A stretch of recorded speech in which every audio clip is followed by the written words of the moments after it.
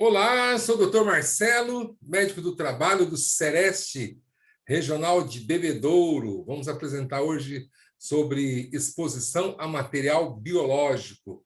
Deixa eu abrir nosso material aqui. Ok, muito bem. Está aqui exposição ocupacional ao material biológico, né? Dr. Marcelo, médico do trabalho do Sereste Regional de Bebedouro. Qual a importância, então, que nós temos sobre o acidente de material biológico? Está relacionado a vamos voltar aqui, NR32, que trata da segurança e saúde do trabalhador em área de serviços de saúde, né? A famosa norma regulamentadora número 32, que no seu anexo 3 trata do plano de prevenção de riscos de acidentes com materiais pérfuro-cortantes. Muito importante esse anexo 3 dessa NR32, que trata desse plano, né, de prevenção de riscos de acidentes de materiais pérfuro-cortantes. Nós temos aí profissionais da área de saúde, médicos, enfermeiros, técnicos de enfermagem, pessoal da limpeza, que cuida, de todo o suporte dos hospitais, das clínicas, pronto-socorro. Então, nesse anexo 3, ele trata da prevenção, desses riscos com acidentes. Então, qual é a finalidade? Estabelecer diretrizes para elaboração e implementação de um plano de prevenção de riscos de acidentes com materiais pérfuro-cortantes, com probabilidade de exposição a agentes biológicos, visando a proteção, segurança e saúde dos trabalhadores dos serviços de saúde, bem como daqueles que exercem atividade de promoção, assistência à saúde em geral. E os maiores afetados, que maior índice de exposição realmente são os profissionais de saúde, técnicos de enfermagem, enfermeiros, médicos.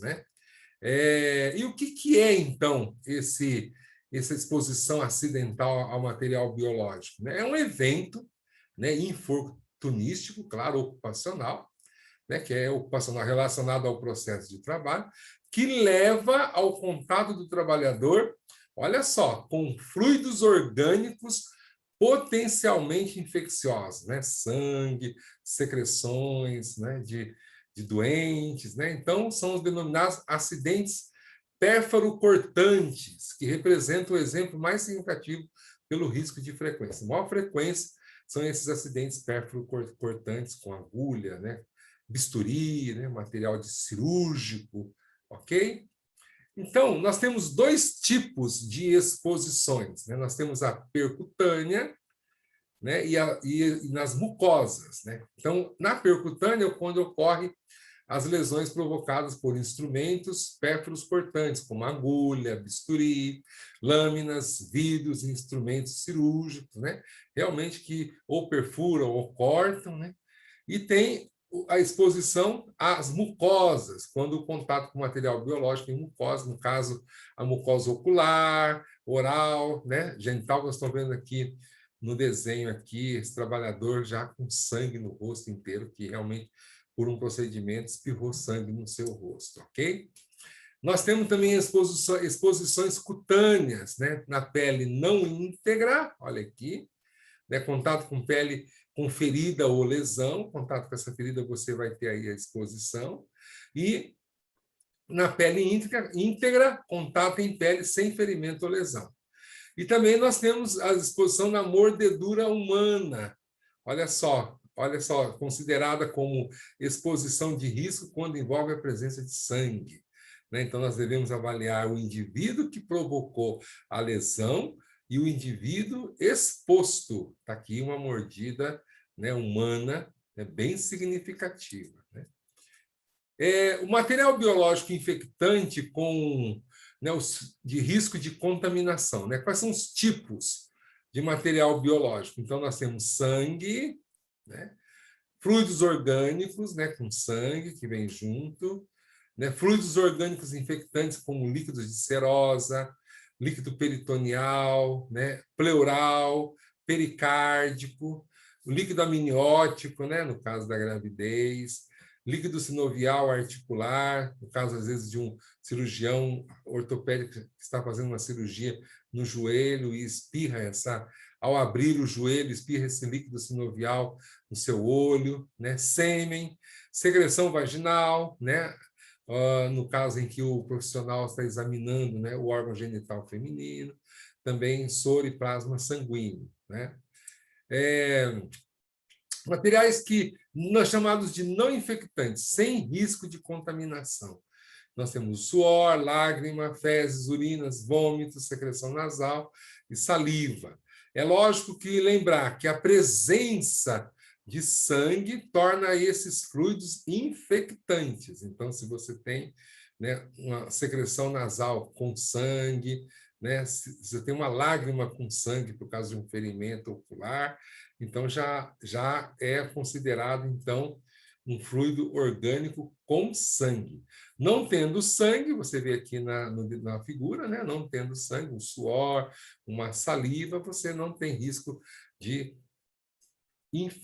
é um material conhecido como não infectante, né? E quais são, então, os agentes biológicos envolvidos? Nós temos o vírus, esses principais, tá bom?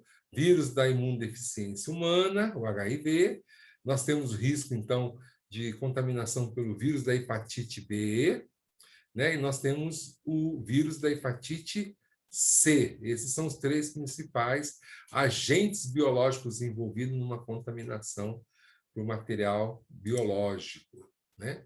Essa transmissão, confirmada por estudos epidemiológicos, é variável, contudo, segue a ordem decrescente. Ou seja, o mais comum, a contaminação maior é com o vírus da hepatite B. Olha só, cerca de 6 a 30%. Depois, o vírus da hepatite C, de 1 a 2%. E, por último, né, o vírus do HIV, que tem um percentual de 0,02 a 0,3%, ok?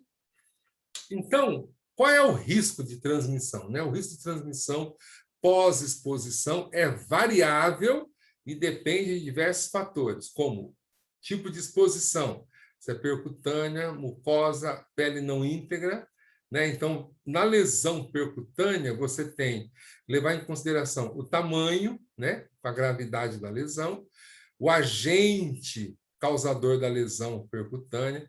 Se é uma agulha com lumen, é mais grave do que uma agulha sem lumen, que é mais grave do que um instrumento, ou que é mais grave que vidros. Né? E também levar em consideração a presença e volume de sangue no agente causador da lesão percutânea. Quanto maior o volume de sangue, mais o risco de transmissão, ok? Então, e o risco de transmissão pós-exposição é variável e depende de diversos fatores. Há condições clínicas e sorológicas do paciente-fonte, né, o uso de profilaxia pós-exposição e o acompanhamento adequado pós-exposição, ok? E qual é a população-alvo? Né? Trabalhadores em geral, mas principalmente trabalhadores de serviço de saúde, tanto saúde pública quanto saúde privada. É muito comum, né, aparecer no nosso Sereste, de vez em quando, um acidente com material pérfuro cortante, material biológico, né? E assim nós temos as nossas precauções universais, que são, né, conjunto simples de práticas, mas eficazes, destinado a proteger os profissionais de saúde e os pacientes.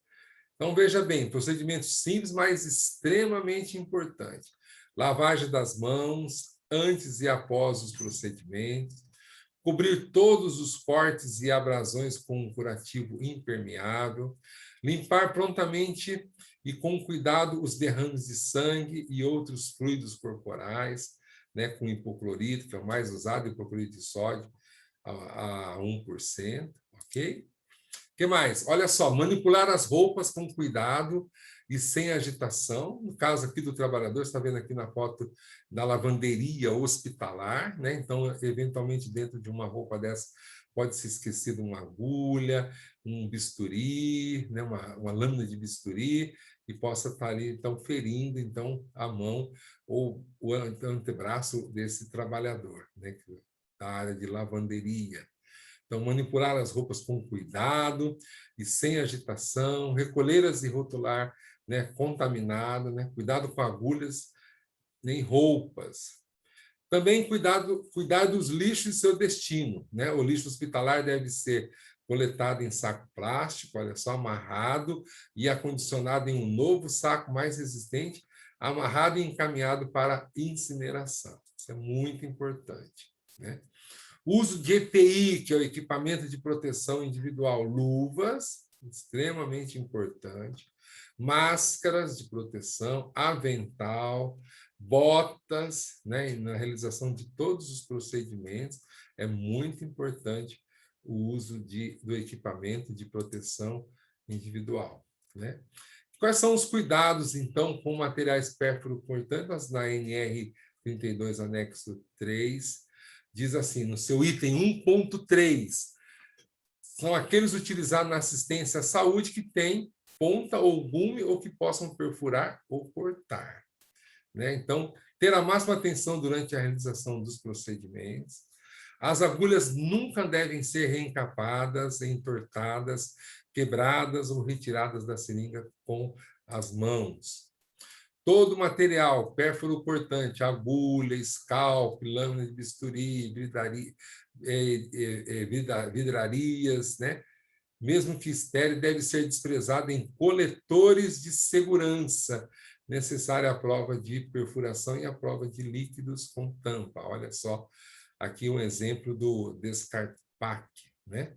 Lembrar que você deve ser preenchida acima, não deve ser preenchida acima do limite de 2/3 de sua capacidade total.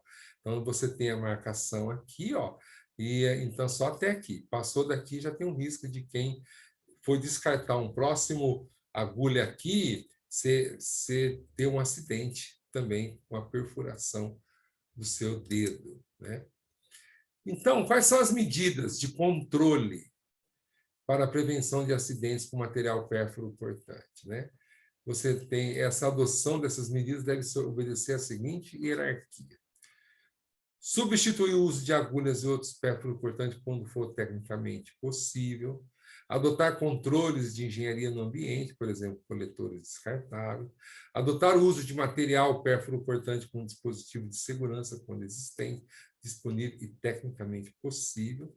E mudança na organização das práticas do trabalho. Então, você tem aqui um cronograma importante: eliminar, substituir, medidas de engenharia, material com dispositivo de segurança, treinamento e mudanças de prática e o importantíssimo uso de equipamento de proteção individual, né? Utilizar material com dispositivo de segurança, olha só, agulhas com dispositivo de segurança, muito importante. Existe também a seringa retrátil. Olha só, você acabou de usar, ela já guarda a agulha dentro, protegendo, bem como também o uso de bisturi descartável com lâmina retrátil. Também é muito importante. Acabou de usar o bisturi, aí já aciona um mecanismo de retração, né, para que a lâmina de bisturi fica protegida e não possa mais cortar o dedo do cirurgião, da pessoa que está manipulando esse bisturi, ok? E então, qual é a conduta pós-acidente? Né? Nós temos que, com o principal objetivo de prevenção, né, da doença pelo HIV, da hepatite B e da hepatite C. Lembrar que esses acidentes, né, devem ser tratados como uma emergência médica. Isso é muito importante. É uma emergência médica, ou seja, necessário o início precoce da profilaxia para maior eficácia da intervenção. Não há benefício de profilaxia após 72 horas de exposição. Olha só. Então, por isso é uma emergência médica. Existe um prazo. E esse prazo máximo é de 72 horas. O ideal é você cuidar entre a segunda e a sexta hora. ideal de 2 a 6 horas, né? Então, manter o segmento dos acidentados com risco de soroconversão por, no mínimo, 6 meses deve ser acompanhado esse trabalhador que teve um acidente com material pérfuro-cortante. Né? As medidas profiláticas não são 100% eficazes, por isso, deve-se implementar medidas educativas aos trabalhadores, colocação de cartazes informativos com medidas profiláticas universais em todos os setores, formar profissionais de referência em cada turno, setor. Né? Lembrar que a melhor prevenção é não se acidentar. Essa é a melhor prevenção, ok? Então, quais são os tipos de exposição de risco? Olha só. Exposição com risco de transmissão do HIV. Sangue, né? Sêmen, fluidos vaginais, líquidos serosos, líquido amniótico, líquor, líquido articular, leite materno. Né? Exposição sem risco de transmissão do HIV. Suor, lágrima, fezes, urina, vômito, saliva, secreções nasais. Ok? Exposições com risco de transmissão percutânea, membranas mucosas e mordedura com presença de sangue. E sem risco, né, se cutânea em pele íntegra, mordedura sem a presença de sangue, ok? Então, exposições de maior gravidade, quando você tem um maior volume de sangue. Olha só, nas lesões profundas provocadas por material cortante, presença de sangue visível no instrumento, né? Acidente com agulha previamente utilizada em veias ou artérias do paciente fonte, acidentes com agulhas de grosso calibre e agulhas com lumen. Todos esses aspectos são aspectos importantes que têm maior gravidade, né? E como que é a conduta após o acidente? Então, devemos lavagem do local exposto com água e sabão, no caso de exposição percutânea ou cutânea, água e sabão é muito importante. Se tiver exposições de mucosa, lavar exaustivamente com água ou solução salina fisiológica, né? Não realizar procedimento que aumente a área exposta, tais como cortes e injeções locais, ok? Tá certo?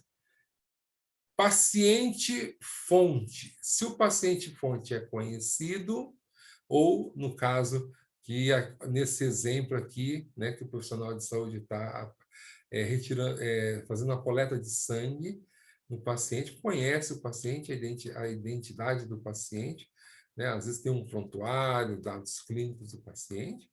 E no caso de cá, uma fonte desconhecida, ó, no caso desse trabalhador que trabalha na lavanderia do hospital e ele vai se acidentar aqui com uma agulha e ele não sabe, né, em qual paciente foi usada essa agulha. Por isso que ele esse paciente, nós chamamos de o paciente fonte desconhecido. E aqui nós conhecemos. Então, na hipótese, né, da fonte do paciente conhecido, quais são os exames a serem realizados? Ó, no paciente, né, fonte do acidente. Então, nós vamos fazer teste rápido para HIV, o HBsAg, o anti-HBC, o anti-HCV e o anti-HIV convencional, o ELISA. Pode acrescentar também nesses exames também o VDRL para sífilis e Chagas, para doença de Chagas, ok? No funcionário, né? Se o funcionário vacinado ou imunizado, né, para hepatite B, né, ou seja, o anti-HBs acima de 10, faz-se um teste rápido para HIV, né, anti-HCV, anti-HIV, teste rápido. Agora, se sem evidência de proteção para hepatite B, ou seja, não sabe ou não realizar, aí eles têm que fazer todos esses exames. HBsAg, anti-HBC, anti-HBs, anti-HCV e anti-HIV. Teste rápido para anti-HIV. É um pouco diferente se o funcionário é vacinado e imunizado, se sim ou se não, é diferente os exames que nós vamos solicitar, né? No caso do paciente fonte conhecido, nós vamos solicitar ainda esses exames aqui que eu relatei. Ok? Agora, no caso do paciente fonte desconhecido, nós teremos condições de realizar o exame somente no funcionário. Nós não conhecemos o paciente fonte. Então, aí sim, se ele é imunizado para a hepatite B, nós pedimos o anti-HCV e o anti-HIV. Agora, se não tem evidência de imunização, de proteção para hepatite, então nós temos que pedir o HBsAg, o anti-HBC, o anti-HBs, o anti-HCV e o anti-HIV, ok? Então, quais são os cuidados com o acidentado e o paciente fonte? Ó, devemos explicar o quadro e a importância dos exames, é muito importante. Solicitar por escrito a autorização de ambos, né, para fazer a coleta dos exames complementares. Informar os resultados e segmentos posteriores, deixar sempre o paciente informado. Né? Suporte emocional devido ao estresse pós-acidente, né? Isso é muito importante. Orientações de prevenção de transmissão secundária, né? Lembrar, então, que o HIV, atividade sexual com proteção, 6 a 12 semanas pós-exposição, então evitar a atividade, né, sexual, e evitar gravidez, doação de sangue, plasma, né, órgãos, tecidos e sêmen. O aleitamento materno deve ser interrompido, ok? Interrompido. Né? E os cuidados com o acidentado e o paciente fonte, ó, comunicar imediatamente ao serviço médico da instituição, e o serviço médico deve registrar, então, esse acidente, o acidente de trabalho, e emitir imediatamente a CAT, que é o comunicado de acidente de trabalho, ok? Na hepatite B, ó, 50% tem as formas assintomáticas. Lembrar isso, 90% a 95% podem ser curados, adultos, e 5 a 10% de quem contraiu a hepatite B pode evoluir para a forma crônica no adulto, então, levando posteriormente a uma cirrose hepática e até hepatocarcinoma, né? Um câncer, uma neoplasia de fígado, ok? Lembrar que nos trabalhadores da saúde, a prevalência de HBV é de 2 a 4 vezes maior do que na população em geral. Né? Ainda na hepatite B, o risco de contágio variava entre 6% a 30%. Né? Lembrar que 1 ml de sangue tem de 1 a 100 milhões de vírus, né? Que sobrevivem até 7 dias no ambiente. Né? Então, por isso que o acidente com agulha tem maior risco, porque o vírus da hepatite B sobrevive na agulha. Né? A vacina pré-exposição é a principal medida de prevenção. Né? Nos não imunizados, podemos usar a imunoglobulina hipermune 24 a 48 horas. Né? E após uma semana, o benefício é não comprovado. Ok? Na hepatite C, não há vacina para hepatite C. O risco de aquisição após exposição percutânea é de 3 a 10%. A possibilidade de complicações 4 a 10 vezes maior do que a VHB, né? 30 a 70% evolui para a forma crônica, ó, na hepatite C. 30 a 70% evolui para a forma crônica. 30 a 70% dos portadores de hepatite C crônica desenvolvem cirrose após 10 a 20 anos, essa cirrose hepática, ou eventualmente até hepatocarcinoma, tá certo? E no caso do HIV, né, a AIDS, né, o risco de contágio é menor, 0,3%, ou seja, 3 casos a cada 1.000 acidentes. Né? A quimioprofilaxia é ideal ir no máximo em 2 horas, prazo máximo de até 72 horas e uma duração de 28 dias de tratamento. Ok? Para finalizar, lembrar vocês que a melhor prevenção é não se acidentar. Então, está aí essa aula, que eu acho uma aula muito importante, né?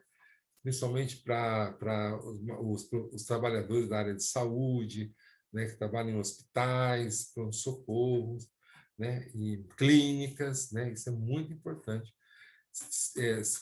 Apesar de máximo cuidado que ocorre, nós visualizamos que ainda hoje existe o acidente né, com agulha, com material pérfuro cortante. É muito comum ainda, nós temos vários casos, mas essa conscientização é muito importante para você, trabalhador da área de saúde, que possa, né, se prevenir, ok?